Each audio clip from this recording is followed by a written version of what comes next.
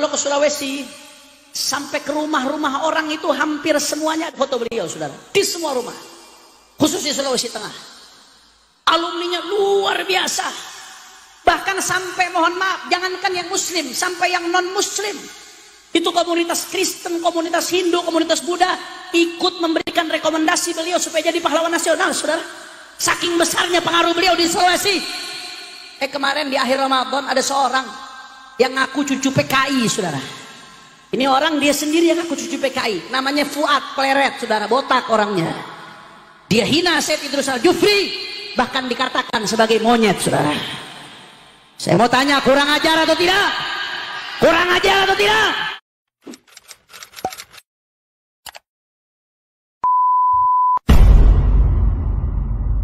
Kurang ajar atau tidak? Saudara, Said Idrus dan ulama-ulama kita nggak akan pernah terhina dengan hinaan tersebut. Ibarat orang yang mau menyundul gunung batu mau diseruduk. Kira-kira kalau ada orang mau nyeruduk gunung batu, yang hancur kepalanya atau gunungnya? Kepalanya atau gunungnya?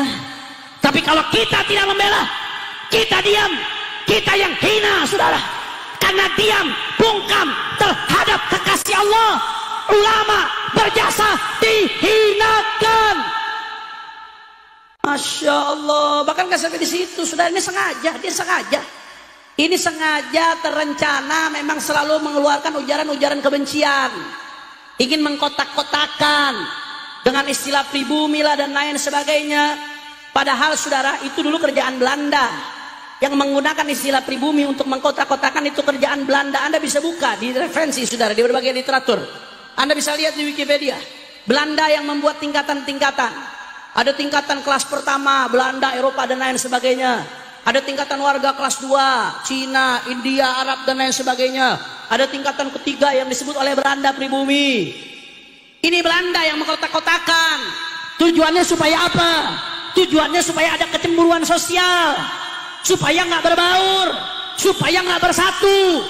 Kalau sudah pecah, tidak berbaur, maka Belanda yang diuntungkan, perlawanan jadi lemah.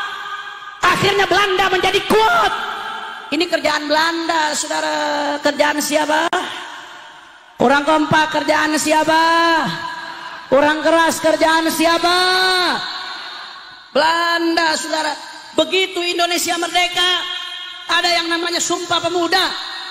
Maka saudara, jauh sebelum Indonesia merdeka, kita semua satu, apapun bahasa kita, apapun budaya kita, apapun kita satu bangsa, Indo. Juga ada namanya Sumpah Pemuda Arab. Itu pemuda-pemuda Arab, saudara, baik yang dari kalangan sadah, non sadah, bersatu menyatakan deklarasi sebagai bangsa Indonesia. Apalagi begitu kita mendeklarasikan kemerdekaan, mendeklarasikan bahwasanya kita semua Bhinneka Tunggal Ika, beda-beda suku, beda-beda budaya, beda-beda bahasa, kita satu Indo. Bahkan nggak sampai di situ, saudara. Kita juga disatukan dengan Islam. Wahada a'zam wa'ala. Beda suku, beda bahasa, beda budaya, nggak ada hubungan kekerabatan. Kita disatukan dengan satu Indo, ya Islam. La ilaha illallah Muhammadur. Mau dipecah belah, mau diacak-acak, saudara. Diskriminasi, rasisme. Ini keji, ini biadab, saudara. Ini upaya-upaya jahat. Karena kalau habaib, kiai, umat Islam sudah ribut dengan isu-isu rasisme, saudara. Akhirnya apa yang terjadi? Yang diuntungkan bandar-bandar judi, saudara. Judi online makin merajalela di mana-mana, betul? Yang diuntungkan bandar narkoba, yang diuntungkan para koruptor, yang diuntungkan oligarki. Ribut, dibikin ribut urusan rasisme. Di Banten laut dipagerin, saudara. Laut dipagerin. Anda tahu Fir'aun? Tahu Fir'aun? Sekejam-kejamnya Fir'aun nggak pernah magerin laut merah, saudara. Ini laut dipagerin, mau dirampok. Kalau sudah laut dipagar, saudara, ini soal kedaulatan. Kalau sudah mereka menguasai pantai sepanjang-panjangnya, seharusnya keluar masuk orang itu bisa lewat pelabuhan, bisa lewat bandara, itu bisa diawasi apa barang yang masuk, apa barang yang keluar, apakah ada senjata, apakah ada narkoba. Tapi kalau sudah pantai sepanjang-panjangnya dikuasai, saudara, siapa yang bisa mengawasi? Mereka nggak masukkan narkoba, mereka nggak masukkan senjata, mereka nggak masukkan apa-apa yang bisa merugikan umat. Siapa, saudara? Maka nggak main-main, saudara.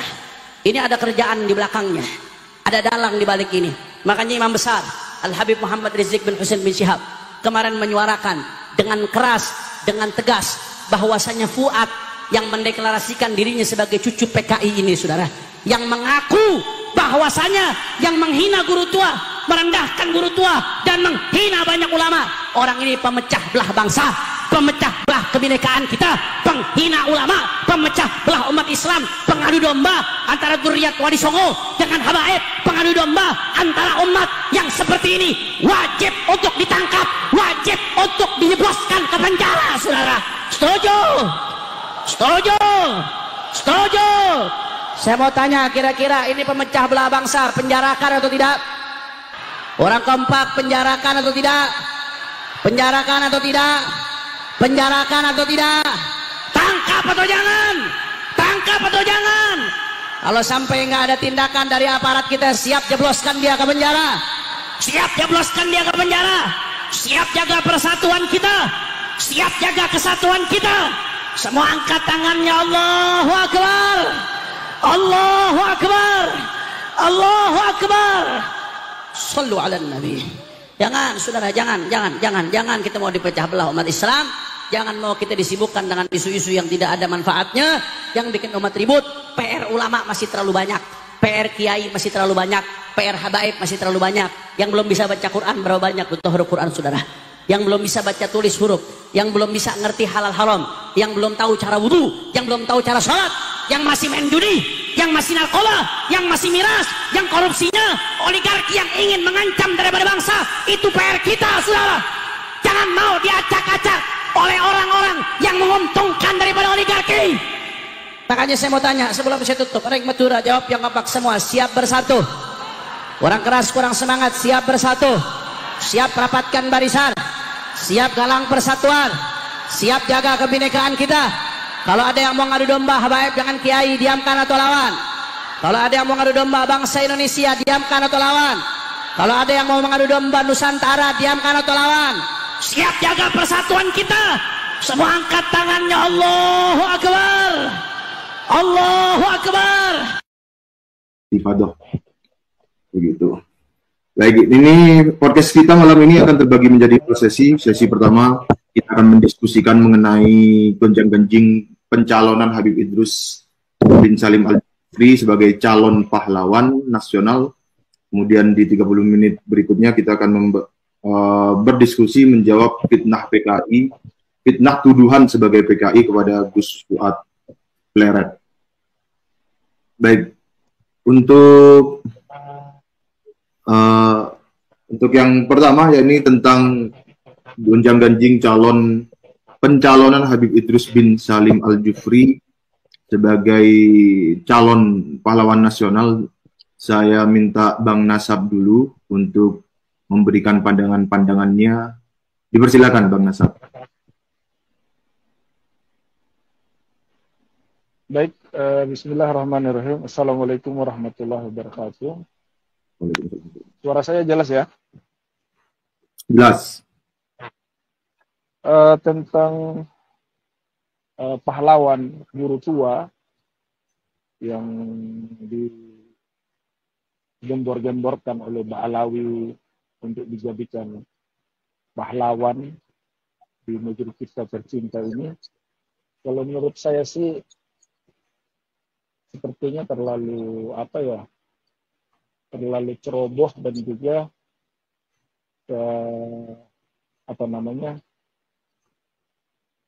pemerintah yang mendukung tentang pengangkatan pahlawan untuk guru tua itu terlalu sempit dalam sejarah yang mereka miliki gitu loh. Karena di Palu sendiri ada seorang ulama besar yang bernama Datuk Karama. Itu adalah ulama dari Minangkabau, yang dimana beliau ini mengislamkan kebanyakan raja yang ada di Palu di saat itu. Bukan hanya masyarakat saja. Raja-raja di Palu itu diislamkan sama beliau. asli pribumi dari Minangkabau. Itu. Kalau Berarti duluan. Iya, duluan si Datuk Karama ini duluan masuk ke Minangkabau, dan di mana orang-orang sana raja-rajanya di saat itu masih banyak yang menyembah agama leluhur, menyembah matahari dan yang lainnya. Itu sejarah di Palu. Jadi hadirnya si Datuk Karama ini mendakwai kerajaan-kerajaan, sebagian raja di Palu itu banyak yang masuk Islam di saat itu. Jadi kalau menurut saya yang pantas untuk diangkat jadi pahlawan ya seharusnya itu Datuk Karama itu. Itu yang pantas. Karena beliaulah yang duluan masukkan Islam di Palu, yang menyampaikan Islam di Palu, sampai saat ini Palu menjadi daerah yang luar biasa terhadap Islam gitu. Jadi kalau bilang guru tua yang baru datang dari Hadramaut, lahir di Hadramaut, terus tiba-tiba diisbat, terus diangkat, tahun berapa dia jadi warga negara Indonesia, terus tahun berapa dia ini tiba-tiba diangkut jadi pahlawan, menurut saya itu nggak masuk akal. Nggak masuk akal. Tidak logis sama sekali. Itu nggak sehat lah dalam bermain. Dan ini dalam masalah ini menurut saya ini mungkin ada sesuatu dari Ba'alawi ini agar karena mereka sudah mau rungkat, memaksakan diri keturunan mereka harus jadi pahlawan biar mereka dianggap lagi di negeri ini. Sepertinya itu yang mereka perjuangkan. Makanya kalau ada dari, saya juga sayang sekali ya gubernurnya juga ikut membela segala macam. Padahal ada tokoh ulama duluan yang ada di Palu itu yang menyampaikan Islam, mereka bisa tutup mata gitu loh. Sangat disayangkan. Apalagi juga gubernur, terus apalagi ya wakil MPR ya. Ya, Bapak Archandra. Iya, wakil MPR-nya juga ikut membela, padahal jelas. Apalagi dia merembetnya lagi, larinya bila mengatakan mengislamkan daerah timur lah, dia berdakwah di timur. Menurut saya itu nggak masuk akal. Nggak masuk akal. Gimana itu? Apalagi kalau bagian timur, bagian Kupang, Adonara, apa segala macam itu yang menyampaikan Islam malah nggak ada sama sekali dari keturunan Ba'alawi atau keturunan Arab lah secara umum. Yang menyampaikan Islam di bagian timur itu adalah ulama dari Palembang. Itu namanya Sultan Mananga yang datang ke NTT nikah dengan ratu dari Sang Haji. Gitu loh. Makanya keluarga si ratu ini masuk Islam. Setelah itu Islam pun menyebar di NTT. Nggak ada sangkut pautnya sama Ba'alawi. Sama halnya juga di Palu itu. Itu orang ulama dari Minangkabau yang bernama Datuk Karama mendakwai raja-raja di Palu masukkan Islam sampai sekarang menyebar Islam itu. Nggak ada sangkut pautnya dengan Ba'alawi ini. Mereka hanya memaksakan diri saja. Gitu loh.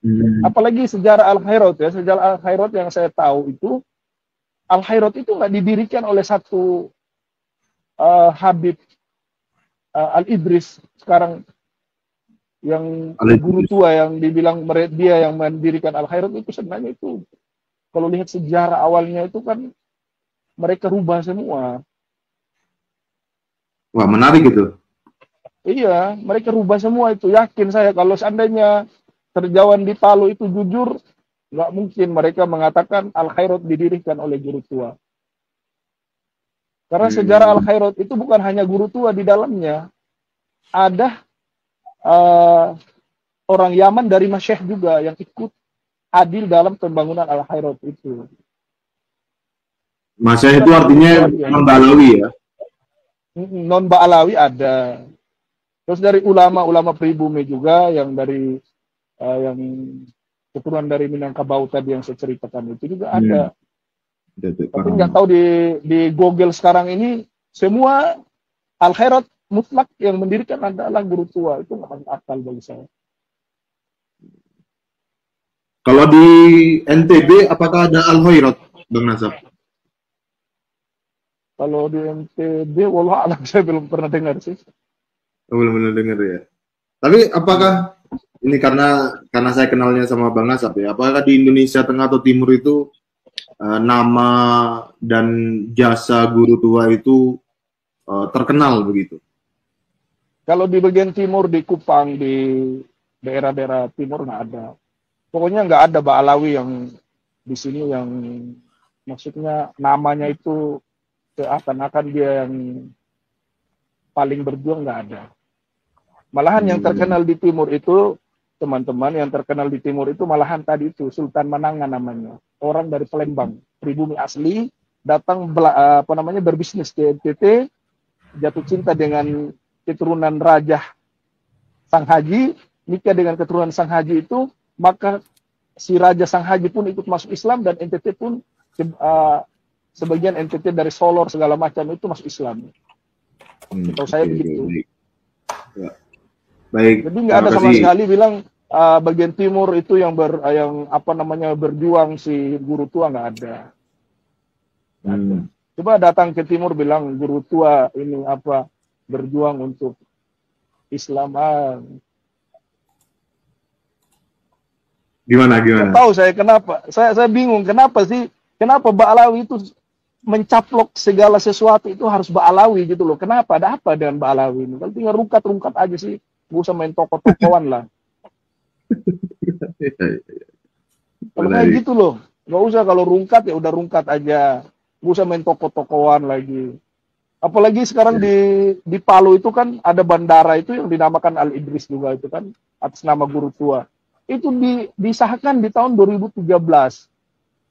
Sedangkan yang memberi nama itu adalah 14 ya, tahun 2014. Yeah. Sedangkan yang memberi nama itu adalah Presiden Soekarno kan yang memberi nama itu. Oh, tiba-tiba dirubah.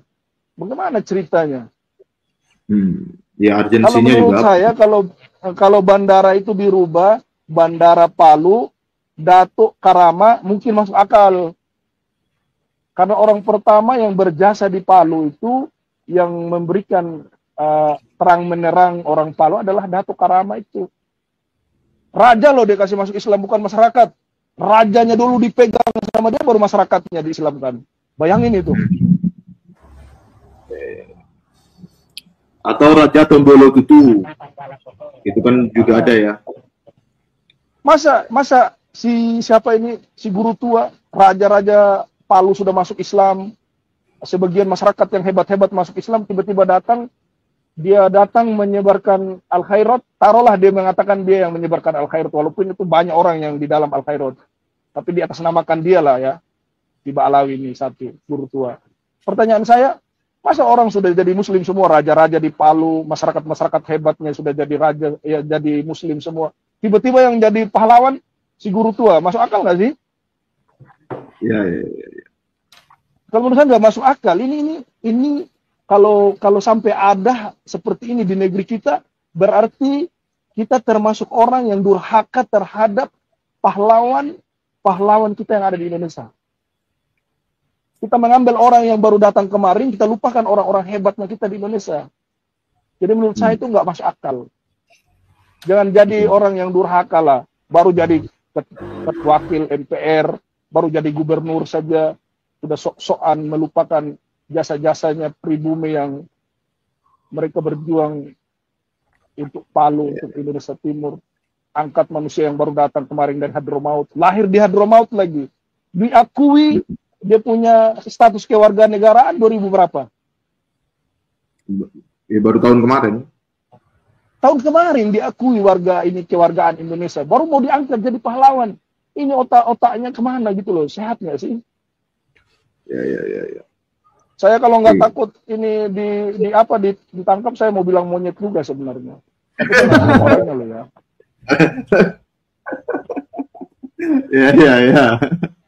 Baik, mana Sab? Jangan bilang orang loh ya. Nanti di framing lagi bilang guru tua saya manggil monyet. Saya nggak ngomong loh ya.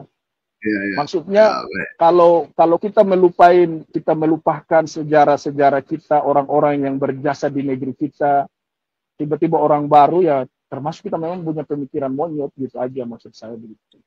Ya. Saya nggak mengatakan satu orang. Ya. Itu dari saya teman-teman, silakan dilanjut. Oke, baik. Terima kasih Bang Nasab.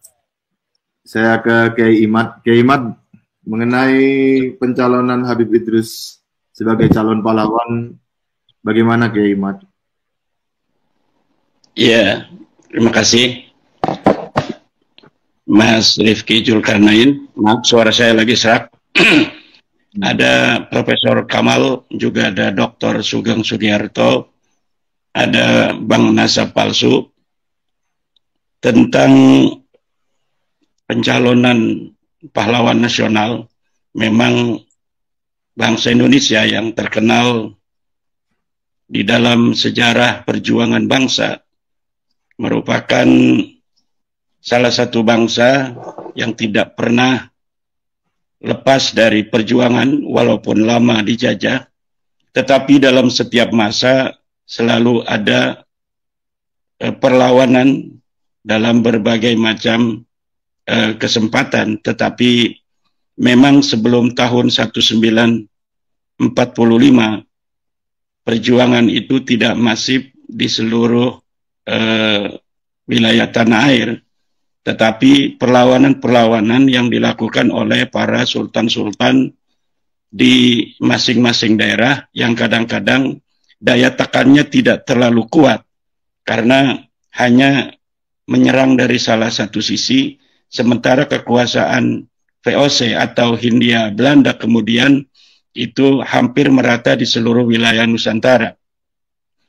Para pejuang-pejuang kemerdekaan Republik Indonesia yang di antara mereka ada yang sampai gugur bergelimpangan di medan perang, ada juga yang kemudian ditangkap oleh company Belanda, kemudian mereka dibuang, di antaranya ada yang ke Ceylon, ada yang dibuang ke Afrika Selatan, ada yang dibuang ke Digul, ada yang dibuang ke daerah lain masih di dalam wilayah Nusantara, ada juga yang dibuang ke Madagaskar dan lain sebagainya. Nah, oleh karena itu pahlawan dalam hal ini adalah sebuah gelar yang paling tertinggi yang diberikan oleh seorang Presiden Republik Indonesia. Pemberiannya itu merupakan juga sebuah pertaruhan nama baik seorang presiden ketika memberikan gelar terhadap seseorang yang dianggap layak untuk menerima gelar sebagai pahlawan nasional. Karena apa? Karena pemberian gelar pahlawan bagi seorang pahlawan yang dianggap mempunyai jasa-jasa yang luar biasa. Ini di dalam bagaimana dia berjuang dalam memperjuangkan terjadinya kemerdekaan, atau bagaimana ia memperjuangkan dan mempertahankan kemerdekaan. Kemudian juga bagi tokoh-tokoh tertentu dimungkinkan apabila dia hidup bukan dalam masa perjuangan, seperti dia hidup di masa-masa kemudian setelah masa perang fisik, adalah harus mempunyai sebuah jasa yang luar biasa bagi bangsa dan negara. Dalam tata hukum kita diatur undang-undang tentang gelar pahlawan. Dalam hal ini Undang-Undang Nomor 20 Tahun 2009 yang mengatur siapa saja yang berhak untuk mendapatkan gelar sebagai pahlawan. Kemudian terkait dengan Idrus Al-Jupri, menurut saya berpotensi pemberian gelar bagi Idrus Al-Jupri ini melanggar dua undang-undang yang telah disahkan oleh DPR. Yang pertama adalah undang-undang yang tadi saya sebut, yaitu Undang-Undang Nomor 20 Tahun 2009 tentang gelar pahlawan nasional. Yang kedua adalah Undang-Undang Nomor 12 Tahun 2006 tentang warga negara Republik Indonesia. Mengapa saya katakan bahwa berpotensi pemberian gelar terhadap Idrus Al-Jupri ini akan melanggar dua undang-undang itu? Yang pertama adalah di dalam Undang-Undang nomor 20 tahun 2009 tentang gelar pahlawan ini, gelar pahlawan hanya diberikan kepada dia yang telah berjuang di dalam perjuangan fisik, di dalam memperjuangkan terjadinya kemerdekaan Republik Indonesia. Dan Idrus bin Salim ini, Al-Jufri, beliau datang ke Nusantara yang waktu itu masih bernama Hindia Belanda tahun 1922 pada umur 30 tahun.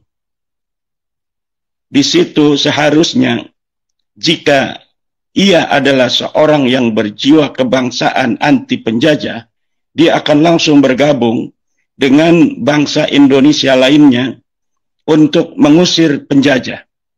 Tetapi tidak ada satu data pun dari sejak 1922 di mana Idrus Al-Jufri itu datang ke Indonesia ini untuk bergabung dengan para tokoh-tokoh nasional dalam mengusir penjajah. Tidak ada sama sekali data itu. Maka mengenai jasa besar, orang yang berjasa besar dalam bidang lainnya walaupun tanpa adanya jasa perlawanan fisik melawan penjajah, itu hanya diberikan kepada mereka yang hidup setelah masa-masa penjajahan. Tetapi apabila dia hidup dalam masa penjajahan, maka perjuangan yang dibutuhkan pada saat itu hanyalah perjuangan fisik melawan penjajah atau perjuangan politik untuk mengusir penjajah. Seperti Soekarno dan Hatta, Syahrir, dan lain sebagainya. Mereka tidak ada satu data pun terjun ke medan perang. Tetapi beliau-beliau ini mengusahakan bagaimana secara politik dapat memerdekakan bangsa Indonesia. Tetapi Salim atau Idrus Al-Jufri ini tidak ada data bahwa beliau ikut serta di dalam bagaimana memperjuangkan kemerdekaan Indonesia, baik secara fisik maupun politik. Maka syarat ini sudah tidak ada lagi, sudah bertentangan dengan undang-undang jika kita memaksakan seorang Idrus Al-Jufri sebagai pahlawan nasional. Kenapa? Karena syaratnya ini sudah tidak bisa, yaitu dia di dalam masa penjajahan itu harus memiliki jiwa anti penjajah, baik secara perlawanan fisik maupun secara perlawanan politik, dan dua-duanya tidak dilakukan.